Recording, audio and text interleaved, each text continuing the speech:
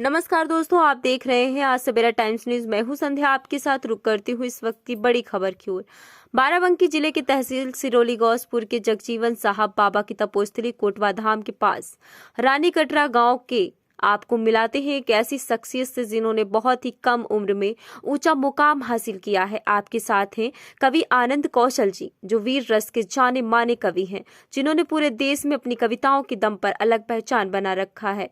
कई सारे टीवी चैनलों से लेकर आकाशवाणी तक इनका सफर रहा है। कवि के साथ साथ पशु चिकित्सक भी हैं। आइए आपको मिलाते हैं कवि आनंद कौशल जी से। मैं यहाँ पर जब कोटवा धाम में पहुँचा तो मुझे पता लगा कि आप हास्य रस के कवि हैं। तो आप कविताएं कब से लिखना स्टार्ट किया? कविताएं लिखना जो हमारा सिलसिला चल रहा है, वैसे तो मैं हास्य रस का कवि नहीं हूँ, वीर रस का कवि हूँ महेश भाई। जी जी जी। तो हास्य रस भी मैं लिखता हूँ, मंचों पर हास्य भी सुनाता हूँ, वीर रस भी सुनाता हूँ। श्रृंगार सबसे पहले तो मैंने शुरुआत श्रृंगार से किया था। जी जी। फिर हास्य लिखना शुरू किया, फिर वीर रस लिखना शुरू किया। लेकिन जो एक संतुष्टि होती है, वो संतुष्टि हमको ना हास्य मिला ना ही श्रृंगार मिला। केवल हमको वीर रस जब लिखते थे तो हमको अच्छा लगता था। हमारा दिल जो होता था एकदम अंदर से उसको बहुत अच्छा लगता था। लेकिन जो चीज़ अच्छा लगे वही करना चाहिए, बिना मन के नहीं करना चाहिए। क्योंकि बिना मन के अगर कुछ करेंगे तो वो ठीक ढंग से हो नहीं पाएगा। तो मैंने हास्य भी शुरुआत में लिखा, शुरुआती दौर में। फिर हास्य के बाद मैंने श्रृंगार रस लिखा, फिर श्रृंगार। ऐसे मैंने मतलब हर चीज़ का एक प्रबंध, मतलब एक चीज़ वो बनाया कि हास्य थोड़ा लिखा जाए, थोड़ा श्रृंगार लिखा जाए, फिर थोड़ा वीर रस लिखा जाए। लेकिन जो संतुष्टि मुझे मिली वो केवल वीर रस में मिली। जी जी। तो मंचों पर मैं जब जाने लगा तो हमेशा मैं वीर रस सुनाने लगा, वीर रस की कविताओं से। बाकी जब शुरुआती दौर पर मैंने 2017 में मैं मंच पर गया था, मुझे याद है। 2017 से मंच पर जाने लगा हूँ। और 2019 में मुझे याद है बरेली के मंच पर मैं गया था। मीरगंज महोत्सव था, वहाँ पर मैं गया था। तो मैंने वहाँ पर एक श्रृंगार की कविता 4 लाइन की सुनाई थी। वो जो श्रृंगार की कविता थी वो श्रृंगार में भी थी। और जो युवा थे उस समय मैंने देखा था कि एग्ज़ाम हुआ था हाई स्कूल और इंटरमीडिएट का। उसका जब रिजल्ट आया था, उसका रिजल्ट भी नहीं आया था। तो मैंने पेपर में एक हेडलाइन देखा था कि एक बच्ची ने, एक लड़की थी, उसने रिजल्ट आने से पहले उसने आत्महत्या कर ली, फांसी लगा ली। लेकिन जब रिजल्ट आया तो उसका 80+ गया। तो उसके अंदर जो खौफ था कि मैं हो सकता है फेल हो जाऊं, मैं पास ना हो पाऊं, तो वो खौफ की वजह से, अरे पहले तुम अपना रिजल्ट देखो, उसके बाद में कोई आगे फैसला। और फैसला लेना भी तो ये नहीं है, अगर देखिए हम प्रयास करते रहेंगे तो सफल होना जरूर है। अगर हम ठान लें तो जीत है, अगर हम मान लें तो हार है। ठीक है। तो इसीलिए पहले कोई भी फैसला लेने के पहले मतलब हमको सोच समझ लेना चाहिए। तब मैंने 4 पंक्तियां वो लिखी थी। और वो जो 4 पंक्तियां मैंने लिखी थी, तो 4 पंक्तियां मेरी बहुत ज़्यादा वायरल हुई थी। मेरे जो अध्यापक थे उन लोगों ने भी अपने स्टेटस पे लगाया, फ़ोन करके उन्होंने बहुत सराहा। और सबसे गौरवान्वित मुझे वो महसूस हुआ था वो पल कि जो अध्यापक हमें पढ़ाते थे, जो हमें सिखाते थे, आज उन्होंने मेरी तारीफ की। उन्होंने तारीफ ही नहीं, उन्होंने स्टेटस पर मेरी वो कविता लगाई। मतलब इससे मुझे बहुत ही गौरव महसूस हुआ। और फिर ऐसे ही सिलसिला बढ़ता रहा। तो मैंने एक कविता, वो 4 जो लाइन सुनाई थी, वो मैं आप सभी के समक्ष रखने का प्रयास करता हूँ कि चल पड़ा हूँ तो अब मुझको रुकना नहीं। अगर आप चल रहे हैं, चलते जाइए, एक ना एक दिन तो आप सफल हो ही जाएंगे।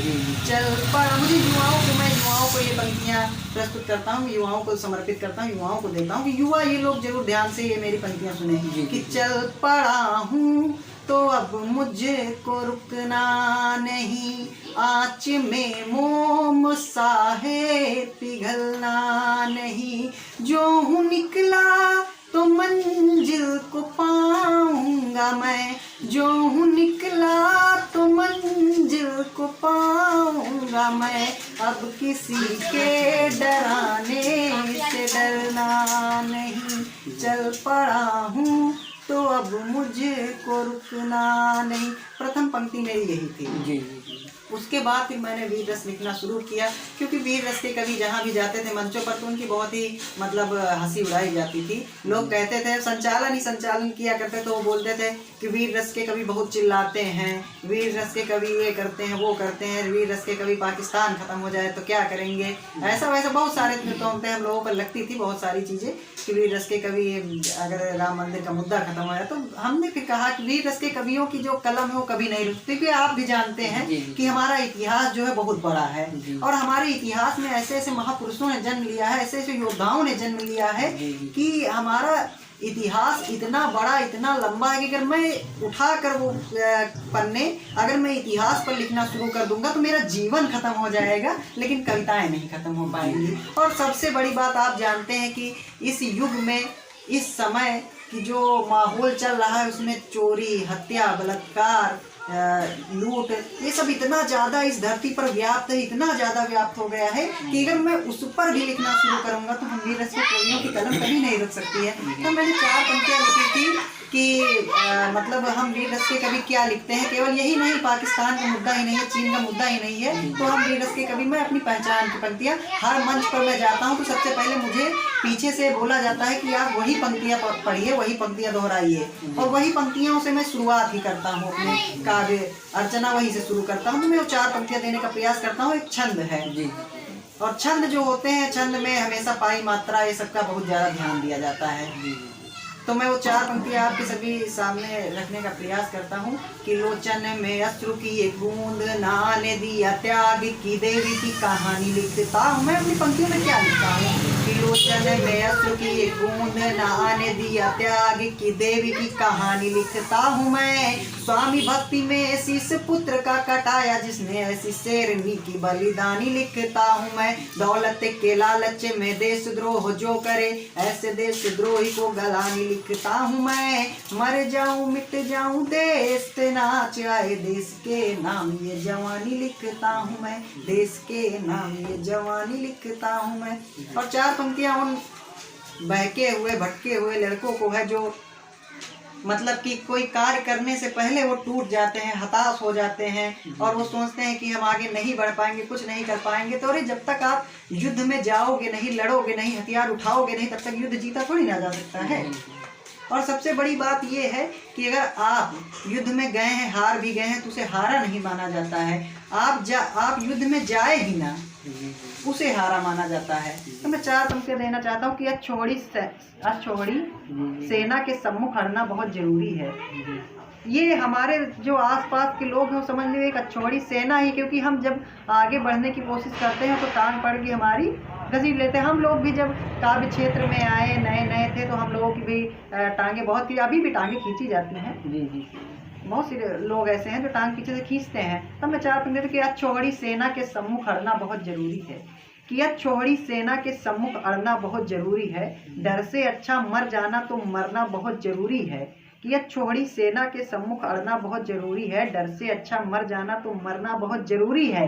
युद्ध क्षेत्र में आए हो तो पीठ दिखाकर मत जाना, पौरुष साबित करना है तो लड़ना बहुत जरूरी है, पौरुष साबित करना है तो लड़ना बहुत जरूरी है। और आप जैसे देख रहे हैं कि हमारा देश जो है कृषि प्रधान देश है, तो मैं केवल यही नहीं कि एक ही चीज़ पर नहीं लिखता हूँ। मैं जो चीज़ मतलब वीर रस के कवि का काम क्या है, मतलब यही है कि जो चीज़ देखो उसको तुरंत लिख दो, चाहे वो बेटियों का दर्द हो, चाहे किसानों का दर्द हो, या वीर सैनिकों का दर्द, जवानों का दर्द हो, सबको लिखना चाहिए। और मैं जो हूँ कि किसी मतलब नेता का या किसी भी राजनीतिक पार्टी से वो मैं ताल्लुक नहीं रखता हूँ, कि मतलब ताल्लुक अगर रखता भी हूँ तो एक अपनी विचारधारा है जिसको जो पसंद है। लेकिन मैं कभी मंचों से चाटुकारिता नहीं करता, मैं अपनी कविताओं के साथ चाटुकारिता करता हूँ कि मैं उनके लिए लिख दूँ और उनके लिए ना लिखूँ। तो जो भी है इस सत्ता में जो भी बैठा हुआ है मैं उससे सवाल तुरंत कर लेता हूँ बिना डरे। इसीलिए लोग मुझको बुरा मानते हैं और बहुत लोग मुझको नापसंद करते हैं, क्योंकि जो सच बोलता है उसको बहुत कम लोग पसंद करते हैं, जो चाटुकारिता करता है उसको ज़्यादातर लोग पसंद करते हैं।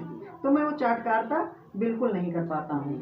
तो जैसा कि अभी आप लोग जानते हैं हमारा देश एक कृषि प्रधान देश है और कृषि के से ही हमारे देश की जो ये अर्थव्यवस्था है कृषि पर ही टिकी हुई है, क्योंकि एक जो ये कृषि है ये हमारी देश की अर्थव्यवस्था की धुरी है। जैसे साइकिल के पहिए में धुरी होती है तो उसमें जो धुरी होती है वो पूरी साइकिल को चलाता है, वैसे यहाँ की जो कृषि है वो पूरी धुरी है अर्थव्यवस्था की, वही चला रहा है। जिस दिन ये धुरी टूट गई उस दिन चरमरा जाएगी पूरी अर्थव्यवस्था।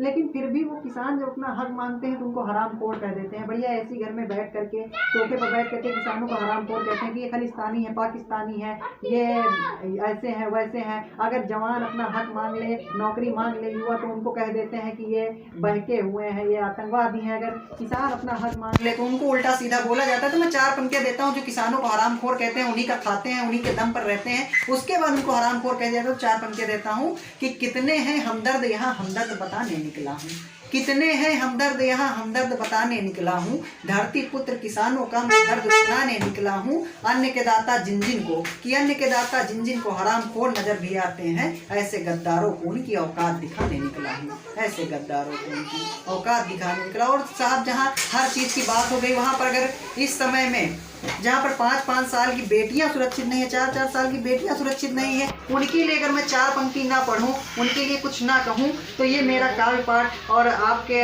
चैनल पर आकर के इंटरव्यू देना मेरा एक असफल हो जाएगा। तो मैं 4 पंक्तियां देता हूं कि जैसा कि आप जानते हैं कि इस समय बेटियों की हालत कैसी है, चाहे वो ट्विंकल हो या जो भी हो, सब बेटियों के साथ बहुत ही गंदा बर्ताव हो रहा है। अगर वो इस समय ऐसी हालत हो गई है कि बेटियां घर से जब अकेले निकलती हैं तो अपने आप को असुरक्षित महसूस करती हैं, और रात क्या वो दिन में भी अगर निकलती हैं तो अपने आप को असुरक्षा महसूस करती हैं। तब मैं 4 पंक्तियां देने का प्रयास करता हूँ। और साहब बहुत लोगों का पेट फट सा जाता है जब उनको पता चलता है कि हमारे घर में बेटी हुई है।